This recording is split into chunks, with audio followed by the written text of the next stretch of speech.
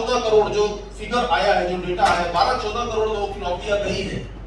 बहुत बुरा हुआ है देश के अंदर, हम ये नहीं बोल रहे कि अच्छा हुआ है, बहुत बुरा। 12-14 करोड़ लोगों की नौकरियां गई, और 12-14 करोड़ ये तो ऑफिशियल डेटा है, ये तो ऑफिशियल है। अब सोचिए जरा, सोचिए कि क्या बीती होगी उस इंसान के ऊपर जब वो अपने बीवी बच्चों को लेकर, गोद में बच्चों को लेकर, और 800 किलोमीटर दूर उसका घर है, कोई जाने के लिए साधन नहीं है, लेकिन पैदल निकल पड़ा होगा। क्या कंडीशन हुई होगी, कितनी हॉरिबल कंडीशन हुई। 12-14 करोड़ नौकरियां चली गई। सरकार ने बोल दिया सरकारी भर्तियां, सरकारी रिक्रूटमेंट जो है वो बंद है।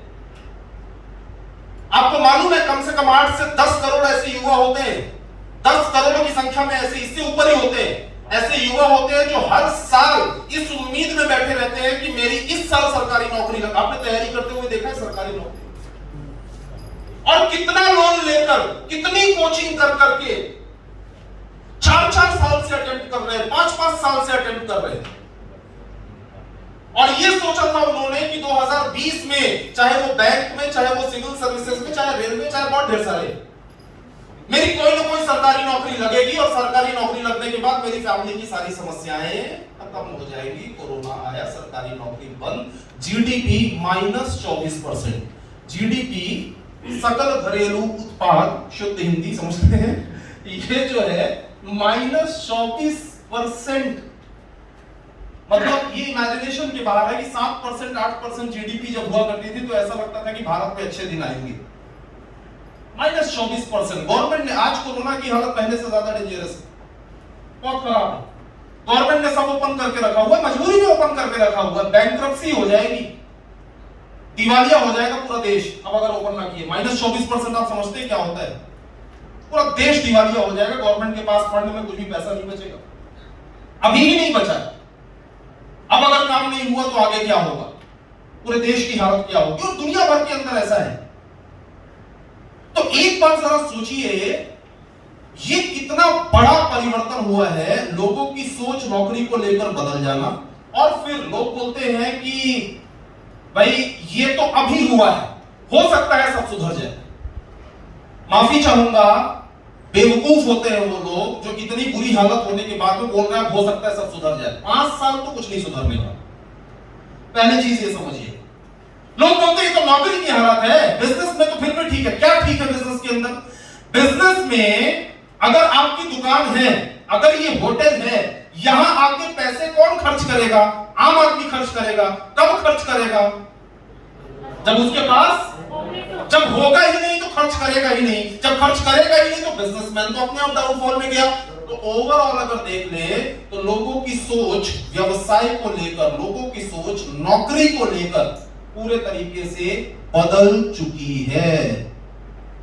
स्थिति और खराब अगले 1 साल में होने वाली है। ग्राफ जो है वो एकदम मुंह के बल गिर रहा है, नीचे जा रहा है।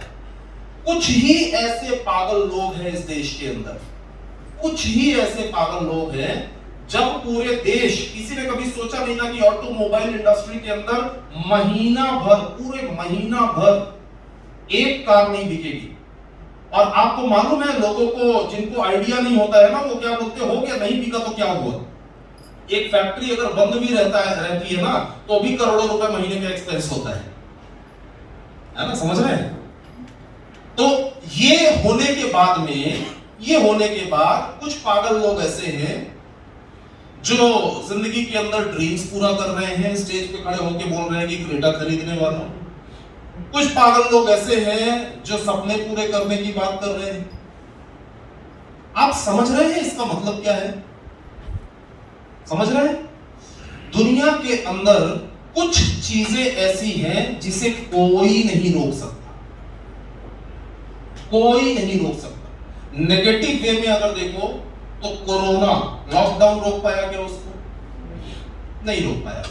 जो फैलने वाली चीजें हैं, जिनका नेचर है फैलना, जिनका नेचर है फैलना, उसे कोई भी रोक नहीं सकता। चाहे कुछ भी कर लो, पूरा देश बंद कर दो, पूरी दुनिया बंद कर दो, कुछ होने वाला नहीं है। फैलने वाली चीज तो फैलेगी ही।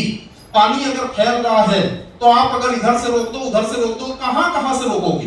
फैलने वाली चीजें फैलेगी ही। ठीक उसी तरीके से माय लाइफस्टाइल बिजनेस या नेटवर्क मार्केटिंग बिजनेस का नेचर, इसकी प्रकृति है फैलाव।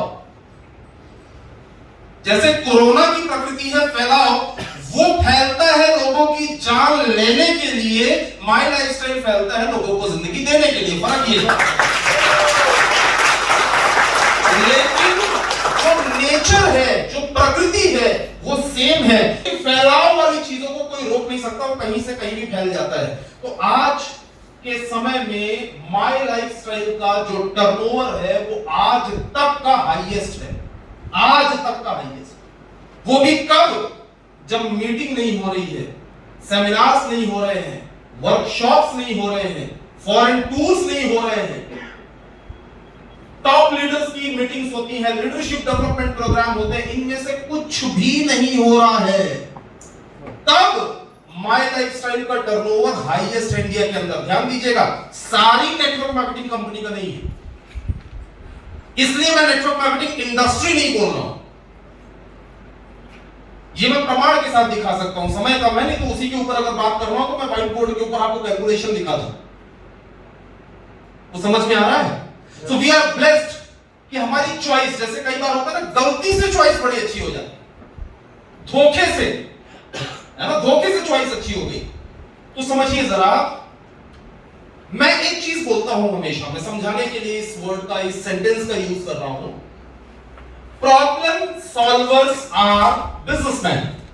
Problem solvers are businessman. ये वाटिका सेलिब्रेशन एक होटल है, किसी को भूख लगी है तो उसकी प्रॉब्लम है भूख, यहां के रेस्टोरेंट में आए तो इन्होंने उनकी प्रॉब्लम को सॉल्व कर दिया, ही इज अ बिजनेसमैन। कोई बाहर से शहर में आया है, रात में सो कहां, ये उसकी प्रॉब्लम है, इन्होंने उसकी प्रॉब्लम को सॉल्व कर दिया, ही इज अ बिजनेसमैन। आपके घर में शक्कर खत्म है तो चाय बिना शक्कर की बन नहीं सकती, आपकी प्रॉब्लम है कि शक्कर नहीं है, किराना दुकान ने प्रॉब्लम सॉल्व कर दिया, ही इज अ बिजनेसमैन। बुखार आ गया, डॉक्टर ने दवाई दे दिया, ही इज अ बिजनेसमैन। तो प्रॉब्लम सॉल्वर्स आर बिजनेसमैन। आपके जीवन में जितनी भी प्रॉब्लम्स हैं, उसका समाधान अगर कोई देता है तो वही बिजनेसमैन है। एक नोटिस करने वाली चीज ये है कि जो जितनी छोटी प्रॉब्लम को सॉल्व करता है वो उतना छोटा बिजनेसमैन होता है, और जो जितनी बड़ी प्रॉब्लम को सॉल्व करता है वो उतना सरदर्द की गोली देने वाला छोटा बिजनेसमैन, कोरोना की वैक्सीन बेचने वाला। अंतर समझ में आ गया? नाउ जब हम बिजनेस करने के लिए मार्केट में जाते हैं, इस बात को थोड़ा पकड़ के चलिएगा तो आगे आपको सारी बातें समझ में आएंगी। जब हम बिजनेस करने के लिए मार्केट में जाते हैं तो हमें किस चीज को ध्यान में रखना जरूरी है? कोई भी बिजनेस छोटा या बड़ा लागत से नहीं होता। प्लीज ट्राई टू अंडरस्टैंड, कोई भी बिजनेस छोटा या बड़ा लागत से नहीं होता कि बस पैसे लगा दिए तो पैसे लगाने से पैसे, किसने बोला पैसे लगाने से पैसे आएंगे? 25 लाख रुपए लगा के आपने एक दुकान खोली, ग्राहक एक भी नहीं आ रहा है, आएंगे पैसे? तो बोलते तो कि पैसे लगाने से पैसे आएंगे। पहली बात तो ये भ्रम हम दूर कर दें, पैसे लगाने से पैसे वैसे नहीं आते। पैसे आते हैं टर्नओवर करने से, ना कि पैसे लगाने से। पैसे आते हैं टर्नओवर करने से। तो अगर एक दुकान 25,000 रुपए में खोली गई लेकिन ग्राहक बहुत आते हैं तो वहां पैसा आएगा। समझ में आया? तो अगर पैसे लगाने से बिजनेस छोटा बड़ा नहीं होता तो फिर हम कैसे समझेंगे कि कौन सा बिजनेस बड़ा है? उस बिजनेस को देखते हुए हम पहले ये देखें कि हम किस प्रॉब्लम को सॉल्व करने जा रहे हैं। जो प्रॉब्लम हम सॉल्व करने जा रहे हैं, अगर वो प्रॉब्लम बड़ी है तो ये बिजनेस बहुत बड़ा है, और अगर जो प्रॉब्लम हम सॉल्व करने जा रहे हैं वो प्रॉब्लम छोटी है तो ये बिजनेस बहुत। हमारे देश के अंदर आज की डेट में सबसे बड़ी समस्या अगर कुछ है तो वो है बिगड़ती हुई सेहत, खराब इम्यूनिटी और लोगों के पास पैसों का और रोजगार का ना होना। इससे बड़ी समस्या और कुछ हो तो बताओ? चीन की भी समस्या छोटी है इसके साथ, सबसे बड़ी समस्या है कि नहीं है?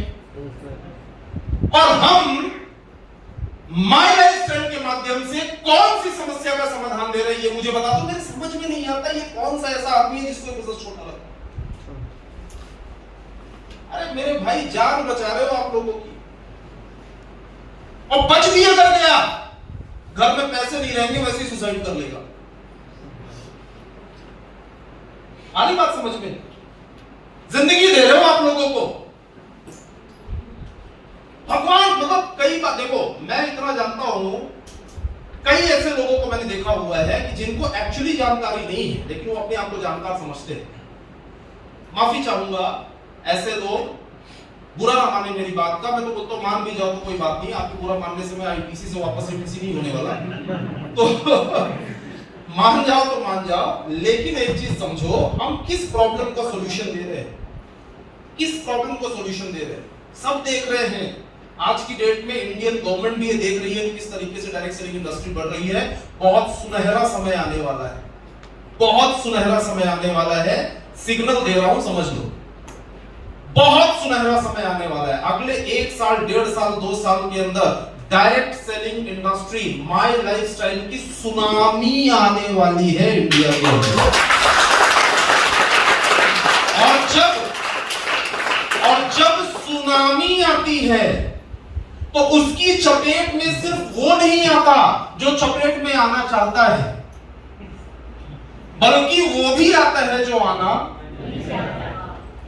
मतलब समझ गए?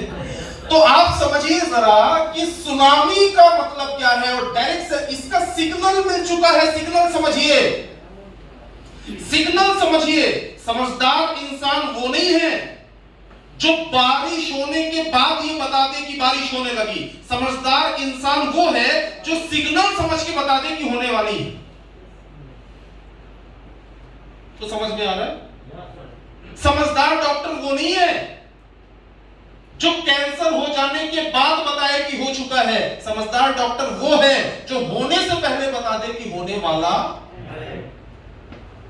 समझ रहे? तो समझदार नेटवर्कर वो नहीं है जो सुनामी आ जाने के बाद बोले वाह वाह वाह वाह, जय माइलस्टेन, जय माइलस्टेन, जय। समझदार नेटवर्कर वो है जो सुनामी आने के पहले सिग्नल समझ जाए।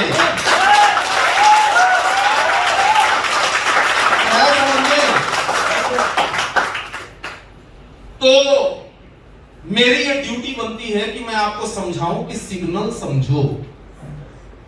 -24% जीडीपी में सरकार नौकरी नहीं दे सकती, पैसे कमाने के दूसरे कोई विकल्प नहीं मिलेंगे। और साथ में जब हम प्रोडक्ट्स की बात करते हैं तो मैं आपको बता रहा हूं, खैर हमारी संतुष्टि के लिए हम मास्क भी लगाते हैं, ग्लोव्स लगाते हैं, ये करते हैं, टेम्परेचर चेक कर लेते हैं, सब कर लेते हैं, लेकिन मैं इंटरनल बात आपको बता रहा हूं, सुन लीजिए। इंटरनल बात यह है कि अगर आपकी इम्यूनिटी वीक है तो मास्क और ये दस्ताना और पूरा ही ढक जाओ ऊपर से नीचे तक, फिर भी आपको कोई नहीं बचा सकता।